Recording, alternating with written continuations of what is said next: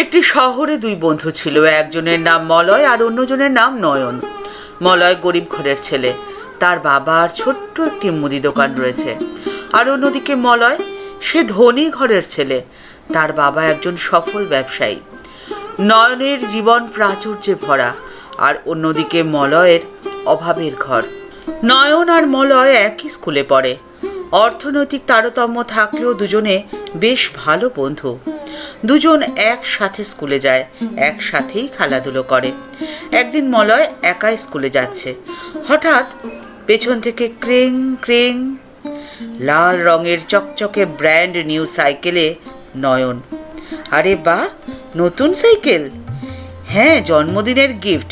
দুদিন পরেই তো আমার জন্মদিন কিনা।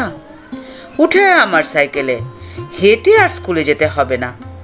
কেরিয়ারে মলয়কে বসিয়ে স্পিডে স্কুলের দিকে রওনা দিল নয়ন। নয়নের জন্মদিন বেশ জাঁকজমকপূর্ণ। জোরালো আলোর রোশনাই, রং বেরঙের বেলুন, খেলনা, গিফট, কত রকমের খাবার দাবার। তাক লেগে যায় মলয়ের। মলয়কে একদিন তার বাবা কাছে টেনে নিয়ে বললেন, অভাব যেন তোমাকে কখনো দুঃখী না করে। মনে রাখবে, অভাব হলো আশীর্বাদ। অভাব কি করে আশীর্বাদ হয় বাবা? অবাক হয়ে জিজ্ঞাসা করে মলয়। সে তুমি একদিন ঠিক বুঝতে পারবে। স্কুলের গণ্ডি পেরিয়ে কলেজে প্রবেশ করলো নয়ন, মলয়। নয়ন তখন স্টুডেন্ট পড়ায়। পয়সা জমিয়ে একদিন সে সাইকেল কিনলো। তার আনন্দ দেখে কে! মা বাবাও বেজায় খুশি। ঘরে আনন্দের বন্যা বয়ে গেল যেন। এখন নয়ন সাইকেলে করে কলেজে যায়, আর ততদিনে নয়নের বাইক হয়ে গেছে। সময়ের চাকা ঘুরছে, দীর্ঘ বছর কেটে গেল। মলয় এখন বড় চাকরি করে, বড় অফিসার। অভাব এখন আর তার সঙ্গী নয়। গাড়ি বাড়ি আজকে তার সব রয়েছে। মা বাবা, স্ত্রী এবং দুই সন্তান নিয়ে তার আজ সুখের সংসার। নয়নের সাথে কোনো যোগাযোগ নেই, বহু বছর হয়ে গেল। সময়ের ঘূর্ণিপাকে কোথায় যেন হারিয়ে গেছে সেই বন্ধুত্ব। একদিন একটি পার্টিতে উপস্থিত ছিল মলয়। বেশ জমে উঠেছিল পার্টি। হঠাৎ এক কোণে বেশ চেঁচামেচি শোনা গেল।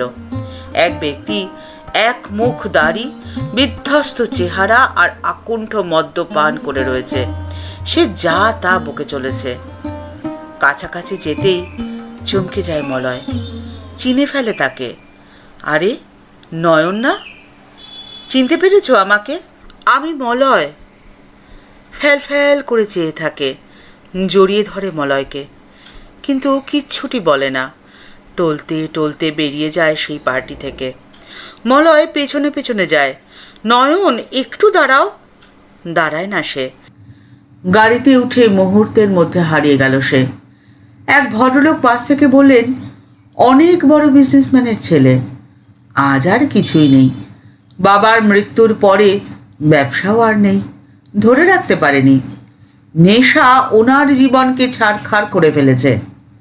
ঘরে এসে বাবাকে সব কথা বলতেই বাবা বললেন, অনেকদিন আগে তোমাকে বলেছিলাম অভাবকে অভিশাপ বলে মনে করবে না কখনো। অভাব হলো আশীর্বাদ। তোমার অভাবই আজকে তোমাকে এখানে নিয়ে এসেছে। জীবনের শুরুতেই সমস্ত পেয়ে গেলে আর যে কোনো কিছু পাওয়ার তাগিদ থাকে না। ধন সম্পত্তি তখন যে আর আনন্দ দিতে পারে না। আর ঠিক সেই জন্যেই নয়নকে নেশাতেই আনন্দ খুঁজতে হয়েছে, আর আজকে তার এই পরিণতি। এই গল্পটি যদি ভালো লেগে থাকে তাহলে লাইক বাটনটি প্রেস করে দিতে পারেন, আর আপনাদের মতামত কমেন্টস বক্সের মধ্যে জানিয়ে দেবেন। প্রতিদিনের জীবনের এরকম নিত্য নতুন গল্প শুনতে চ্যানেলটিকে সাবস্ক্রাইব করে রাখুন। আপনাদের আশার আলো দেখাতে চলে এসেছে পিডিএম স্টোরি টাইম। চ্যানেলটিকে সাবস্ক্রাইব করে বেল বাটনটি ক্লিক করে অল বাটনটিতে ক্লিক করে দিন।